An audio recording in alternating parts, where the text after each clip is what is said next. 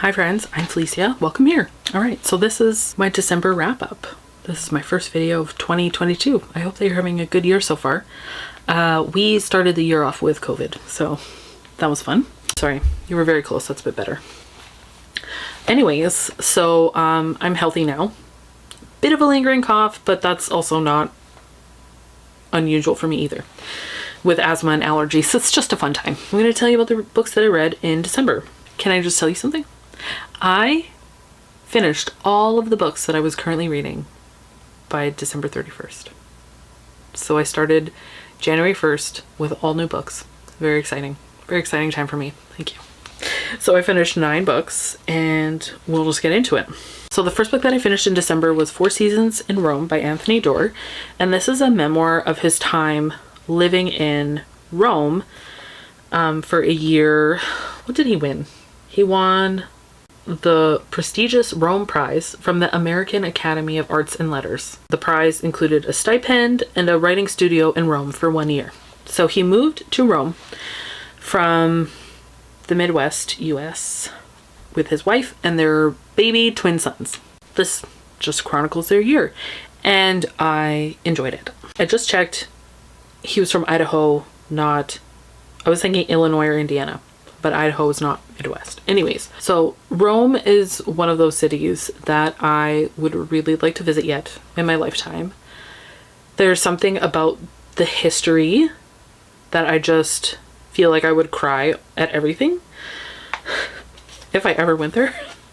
It just seems so incredibly beautiful, and like if a movie is set there, I want to watch it because I just love to see that architecture and that history. Also, it was interesting to just kind of see how life was for him and his family while they were adjusting to the city where they didn't know the language. Like, he was learning Italian before they went, but he didn't know it. He wasn't fluent. And I just really enjoyed that examination. And, you know, he has musings about life and parenthood and history and the cultural differences and all these things, and it was really interesting. I find his writing really beautiful. I saw a review on Goodreads that was just like, this is pretentious, and I mean, it is a little pretentious, but I like that, so I enjoyed this memoir. The next book that I finished was an audiobook, and that was Rock, Paper, Scissors by Alice Feeney, and the audiobook was narrated by a woman that I can't remember, and Richard Armitage, so that's why I picked it up. This is a thriller about a couple who have a very strained relationship and they are kind of making a last-ditch effort to repair things. And they are on a getaway to a very remote cabin in Scotland. And so they arrive during the beginnings of a blizzard, and so they kind of are trapped there, and the cabin kind of turns into this really strained experience. Like, things are kind of creepy. It's this old church, and like when they get there, it's all dusty and mysterious, and they were promised there would be food, and there is no food, and there's just all of this stuff that just makes it so unsettling. And I'm not going to say anything else than that because I really enjoyed this book. And I think audio was really great. I mean, you cannot go wrong if Richard Armitage is the narrator. I would really actually recommend this if you're looking for a thriller that doesn't have language or explicit sexual content. There's some mention because it's a married couple, so there is just like some mention about those marital acts, but like it's not explicit at all, and otherwise it's fairly clean, and the writing was really good and I really enjoyed it, and the things that happened I was down for. I was really invested in the story. So and you know, some of the plot points didn't see it coming.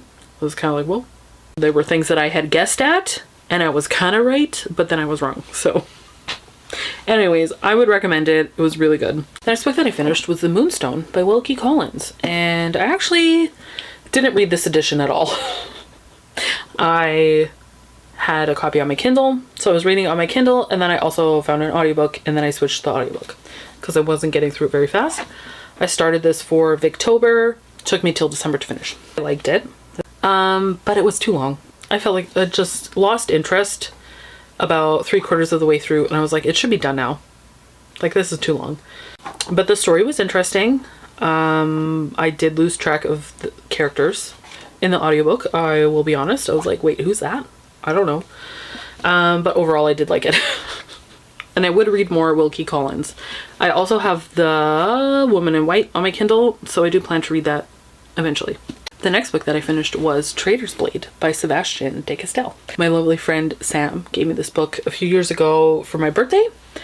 Finally got around to reading it. Actually did a semi-buddy read with my friend Amy. She was rereading it and I hadn't read it yet, and I was like, I need to read that book, and she's like, do you want to buddy read it? And I was like, yeah. So then we did, but then we both took a really long time and didn't really talk about it. But it was still fun.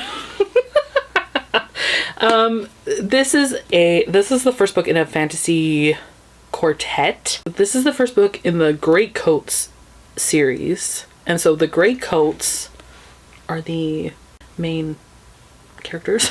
We follow Falkio, who is the cantor, the first cantor of the Greatcoats. And the Greatcoats was this elite squad, specially trained for the king's purposes. His like elite corps that upheld his law, essentially. And the king is killed and the Greatcoats are disgraced, and so we're joining the story where with Falkio and his two friends, they basically have to take up these odd jobs to make money, but their odd jobs are like, you know, assassinating people or like things like that. I don't know. Or like guarding someone, being a bodyguard, to protect them from assassination, things like that.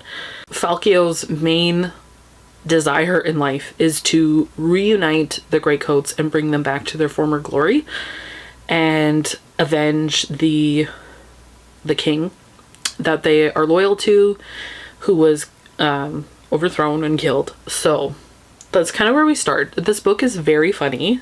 The characters are very sarcastic, and it has very strong Three Musketeer vibes. It has a lot of humor and good action scenes. I feel like for me, I kind of tend to zone out during action sequences sometimes. I'm more interested in the characters, I guess, but the fight scenes in this book were very good. So I really enjoyed this, and I'm really excited to see where the rest of the series goes. So I will have to buy the next 3 books because this is a series that I think I would read again, and I'd also like Christopher to read it. So the next book that I finished was A Christmas Carol by Charles Dickens, and I actually listened to the audiobook narrated by Hugh Grant, and I thoroughly enjoyed it. I listened to it on Christmas Eve. It was a lot of fun. What can I say about A Christmas Carol? I love it. So that was a very fun way to experience the story through that audiobook.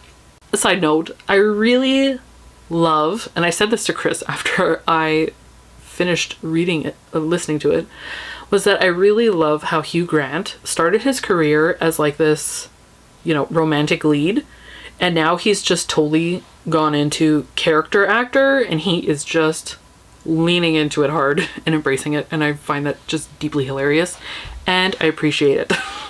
And I admire him for it. Rather, that's a better way of saying it.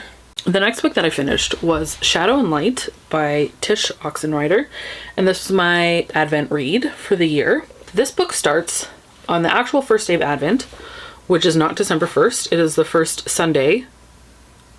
It is the Sunday 4 weeks before Christmas. I will say that, like, I have grown up in a Christian home, but we never did Advent. Like, I've only learned about Advent in the past few years. It's not just a chocolate calendar that you get from the drugstore, or the grocery store, but it's actually a period of waiting and reflection. So our New Year's reflections should actually be during Adventtide, and then Christmas comes, and then it's party time. So the party should only start on Christmas Day, traditionally. I mean, it has changed in our culture. And then the 12 days of Christmas starts on Christmas Day and goes till January 6th, Epiphany. So that's what I learned from this book. So this book starts with the introduction, where the author talks about her intention with this book, and talks about how Advent has traditionally been celebrated and observed in church history, and how that's different from now, but how we can still kind of bring it back and incorporate it the way it used to be, kind of. Even though nowadays Christmas is just a completely different beast than it used to be. But Christmas is my favorite. I love Christmas. I love Christmas. So we have the first section where she talks about that. Then we have, for each day, starting, when was Advent started? November 27th this year. She has a reading for every day. We have a little devotional reflection to read. And then what she has, what the author has done is chosen the Psalms from the traditional, from the lectionary. I'm not sure which one she's using, if there's more than one. I'm new to all of this. I'm learning. She's put the Psalms, but then back here, if you would rather read about kind of the Christmas story, she's included those passages back here for the corresponding days. So you could read both if you wanted. And what I really like about this study, what I really enjoyed was, well, there's a reflection question, and then she's made a playlist on Spotify, which you can find on Spotify or through her website. She has a song to listen to every day, and then she has a piece of art to look at and reflect on, examine. And that is also on her website. You can go there, and she has a list of all of the art, and you can look at it every day. She has collected it all there, and it's really easy to find. So that I really liked. There was like a song and an art piece to look at. So if you like that, I would really recommend it. And I really enjoyed the reflections and just kind of thinking about the things that she thought about. I didn't read it every day. I never do with my Advent study, but I really enjoyed it. There's a reading for Christmas Day. She also has a special readings for St. Nicholas Day and St. Lucia Day, St. Lucia. And then she talks a little bit about the 12 days of Christmas as well. And there's note pages in the back if you want to journal. And yeah, it's a really beautiful book. She has one coming out for Lent, so I definitely will be grabbing that one. I would really recommend this if you want an Advent study for next year. And this is really expensive on Amazon, but I bought it from christianbook.com where it was a lot cheaper, even with the shipping and the exchange rate. So you're welcome. The next book that I finished was A Holiday by Gaslight by Mimi Matthews. And there were a lot of people reading this book this year. And it's a novella. It's a short book. It's under 200 pages, and it's Victorian. It's a Victorian romance. Our main character, I forget their names, but our main character is courting this man, and he is a perfectly nice man, but she feels like there's no connection. And even though her parents have arranged this match, she decides to break it off, but then they still kind of have a relationship, and she decides that he can come to their family estate for Christmas, and if she doesn't really feel like things have changed by that time, or if things do change, then they'll reevaluate their relationship and see if they want to continue on after Christmas. And so they kind of also come to this agreement where they just go for like radical honesty with each other, which is just so refreshing. And they kind of do away with all of the pretense and being proper and like, you know, the proper courting rituals of the time. And so I absolutely loved it. Like, so delightful. So delightful. I would love for this to be made into a movie. I would watch it every year. The romance was so sweet, and I loved the characters and their banter, and it just had me smiling the whole time, and it was delightful, and I loved it. And now I'm on like a Victorian / Regency kick, and that's just basically all I want to read. My battery died, so after charging for a bit, here we are. Probably the light is worse, but that's okay. Okay, I have 3 more books to talk about. Okay, so here's a book that I didn't finish, but then I kind of just chose to stop reading it. It's A Christmas Feast, and this is a treasury collection of just Christmas poems and short stories, and like there's a scene from one of the Little House books that's like Christmassy, and from other books. Okay, sorry, I'm like trying to figure out other books, but I'm actually not sure. But yeah, so I enjoyed what I read from here. I didn't finish the whole thing, but that's actually not the point of this either. Like in the introduction for this book, it is kind of, well, this was published in the 60s, so back when people would like sit around and like tell stories to friends and such. 70s, 1976. But this is meant to like, oh, you have at a Christmas party, or you know, you're sitting around the fire and you want to read a story, you pick something from here.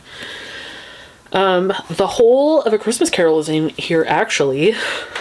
So wow, I opened it up right there. This is A Christmas Carol. And then there's also like The Adventure of the Blue Carbuncle, which is a Sherlock Holmes story. I read up until this bookmark, and then I read A Christmas Carol. So yeah, and I'll just, you know, put this away for next year and pick up where I left off. The last 2 books that I finished both of them on December 31st. And yeah, that's when Chris came down with COVID. So that was our New Year's Eve, was staying at home. Finished Got On My Everything by Ken Shigematsu.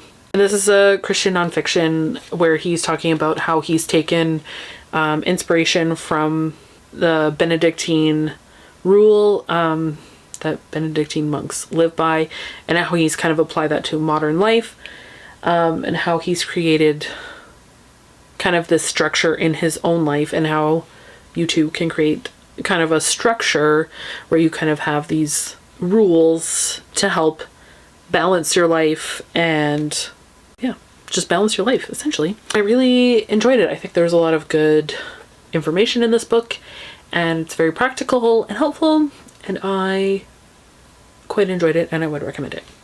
The last book that I finished in 2021 was Golden Sun by Pierce Brown.